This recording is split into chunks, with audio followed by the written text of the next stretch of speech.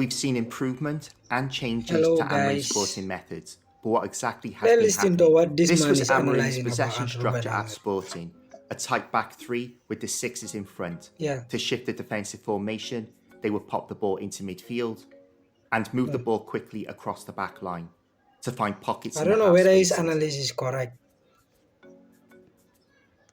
In addition, whichever side the ball was on, there was the same diamond possession setup made up of the outside People centre against back, Ruben wing Amorim, back, but they 6 have no and reason. 10.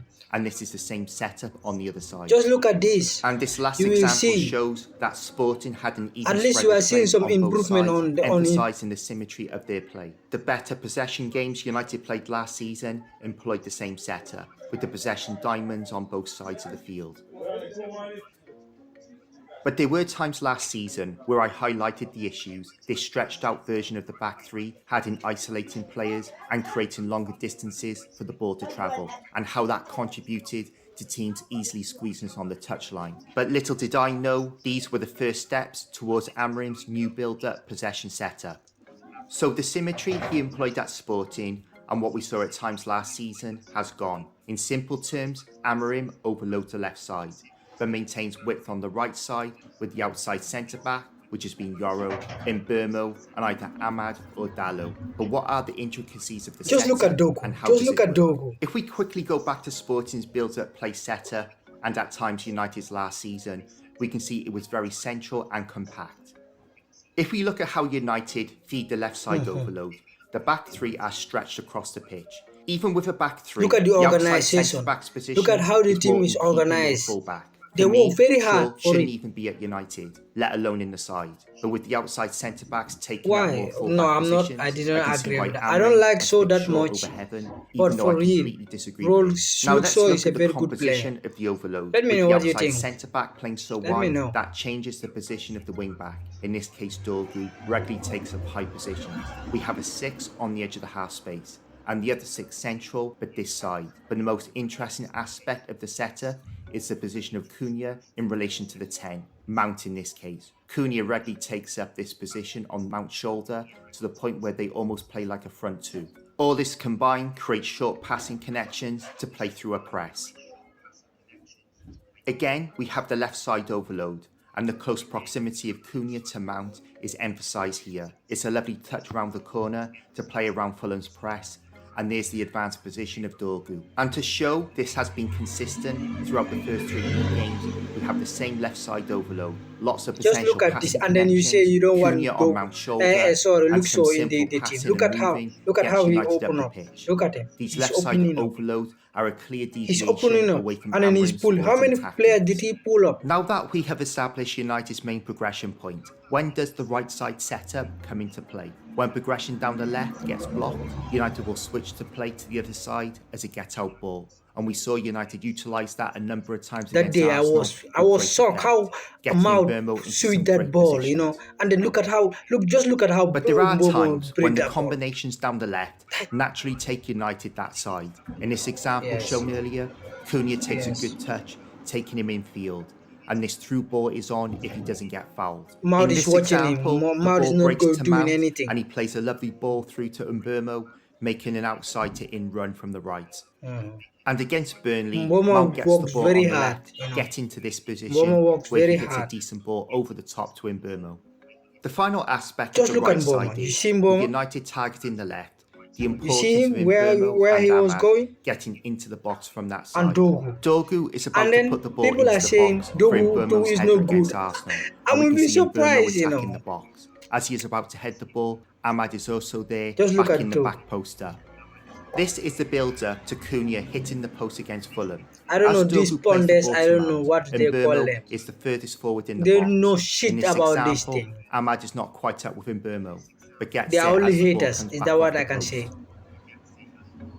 There's no doubt we have seen an uplift in United's build-up play, but it's still a work in progress. Starting with the left side overload, the combinations are there, but sometimes the decision-making is off in my opinion. In this example, Rice is slow getting across, leaving Cunha in a pocket. He's already on the half turn. The ball needed to go into him, but Shaw plays it But to look at Mount them, they under are full pressure. together. Shaw Arsenal gets players, it we back, keep and them although this together. is an obvious pass to Dorgu, Arsenal have the numbers on our Mboma have side. In my enough view, space. we should be looking to recycle back through the other centre-back, but Shaw goes into Dorgu, and we The get players squeezed. don't understand This each is some other, nice that's why. built-up But play, if but as the they ball comes understand into each other, Dorgu, they he should has throw to it. recognise the run Shaw made from that pass and just pop the ball into the space, and Shaw is away.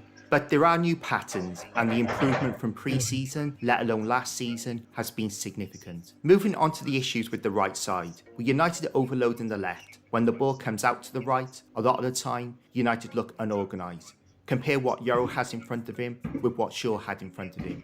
There isn't a 6 on that side, and Burmo and Ahmad are on the same lateral line, meaning there's no depth or passing connections. As the ball gets to Ahmad, we can see United have in principle set up the possession diamond, but Casemiro isn't in a position to receive the ball, and it's just easy for Fulham to defend. This is against Burnley, and again we can see the contrast between what Yoro has in front of him compared to Shaw. Massive gap in front of Yoro. He plays the ball into Mbeumo, and we can see the lack of passing connections. Fernandes is on the same vertical line as Mbeumo, so he is out of the equation, and the number 8 cuts that pass off to Casemiro. Mbeumo goes back to Yoro, who tries a pass down the line, and we give the ball away. But when the passing connections are set up on the right, we can play good football. The diamond is set up much better here. Yoro plays it into Mbeumo, who then pops it off to Ahmad. But I love this exchange of positions between Mbeumo and Xerxes. Mbeumo makes the run, opening this pocket for Xerxes. A lovely 1-2, and we get into this position where Ahmad just overhits the pass. Some great football there. So, if we go back to the Fulham example, where Casemiro didn't get across quickly enough, and this example where he did, tactically, Amorim has to make sure that once that ball goes across to Yoro, whichever 6 is closest gets across to create the passing connections and to affect the opposition's defensive formation positionally. One of the other issues has been a lack of numbers in the box. As Mbeumo is about to put the cross in, we have 3 players looking to attack the box. In my view, at least one of the 6s should be attacking the box also. The argument might be they can't attack the box because they play a part in the rest defence, and yes, that might be the case. But a rest defence usually consists of 2 defenders hanging back with the striker who's been left up the field. And then the midfield, whether it's a 3 or a 2, only go as far as the next set of players, and you can say Fernandes and Casemiro have done that. But in this example, all 10 of Arsenal's outfield players are in the picture, with only 7 United players. That means our back 3 are out of the picture, marking no one, so there is an opportunity for one or both 6s to hit the box. In this example, with Dalot about to put the cross in, we have 1 player in the box, and look at Zubimendi looking for someone to mark.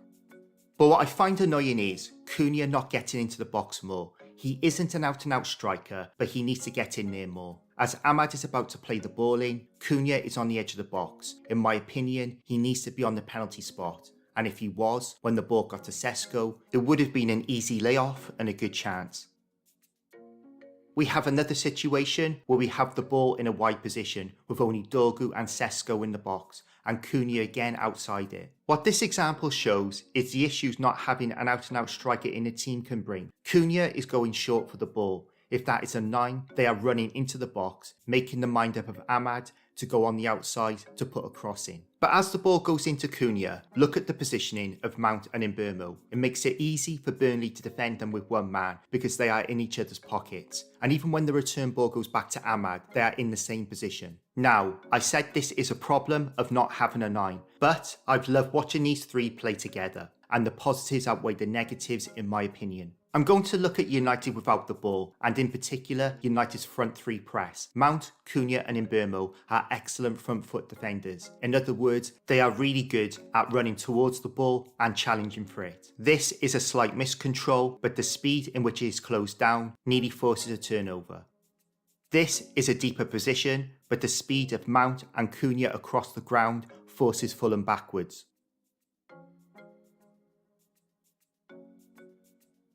And the counter press has also been good.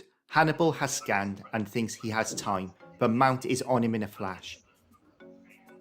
Here we lose the ball, but the hustle from Mount and Cunha was great to win the ball back. Now, when it comes to what's behind the front 3 press, we have issues. The big issue is our system doesn't match up to most teams. We have an extra man at the back and one less in midfield. So, rule 101 of the back three setup is the spare man at the back pushes up to stop midfield overloads. Now, some of you think that is too Very complicated strong. for the players. Well, only if they are complete morons. If we look at this example, obviously the defensive line has the whole game in front of them. They see everything. So it's just a matter of concentration and the understanding that if you are not marking anyone and a player in front of you is unmarked, you mark them. Very simple. Yoro is aware that Rice is about to be free, with Casemiro stepping up onto Calafiori, and we can see that he has stepped out of the defensive line to prevent the overload. Now, with Mbermo shadow marking the passing angle into Rice, and with the ball looking like it's going over to the other side,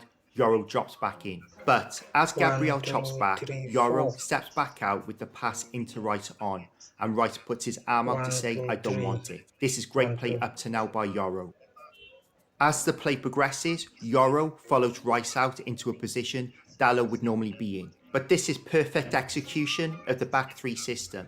The flow of the game took the spare man, in this case Yoro, out, but what's behind him is a solid backline with Dallo tucking in. This example showed how the overloads exposed United's decision making at times. Here, Shaw is the spare man, and if you want to be decisive, Shaw should go out to Saka and Dorgu pushes up. However, because Gokares was dangerous running in behind, I can see why Shaw stayed there. If we run this on, we can see that United have tried to press, but for some reason, Cunha keeps going straight. He's looking that way and can see Zubimendi free. In my opinion, he has to drop back into midfield. With the ball about to go out to Arsenal's right, Dorgu has to bust a gut to get there, but he's jogging.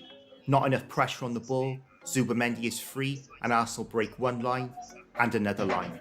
I've done so much analysis on this last season and so far this season, so if you want more on this, look at those videos. The devil's verdict is, whether you are a fan of Amorim or not, or the system, the team have improved dramatically, especially with the ball. My stance is, give him the season and see where we are at the end of it.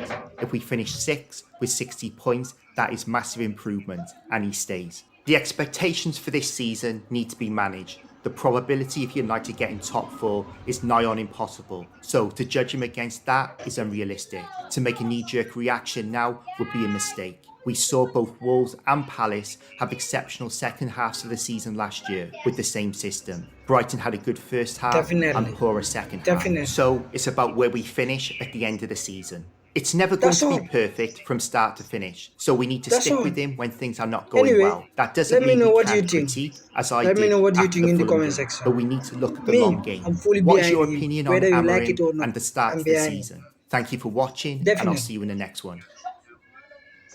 Mhm.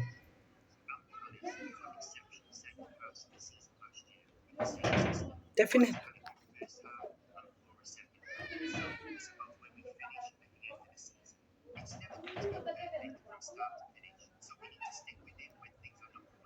Definitely. Definitely.